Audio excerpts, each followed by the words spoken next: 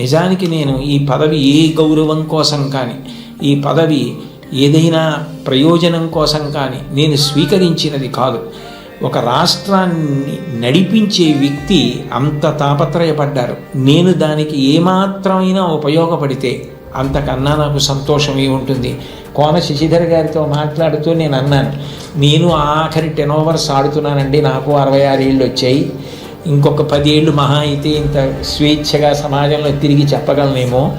ఈ సమయం నేను పిల్లలకి కొంత కేటాయించి చేయగలిగితే నాకు అంతకన్నా ఆనందం ఏముంటుంది అని ఒప్పుకున్నాను. కాబట్టి నేను చెప్పిన ప్రతి మాట నా గుండెల్లోంచి వచ్చింది తప్ప నా నోట్లోంచి వచ్చింది కాదు.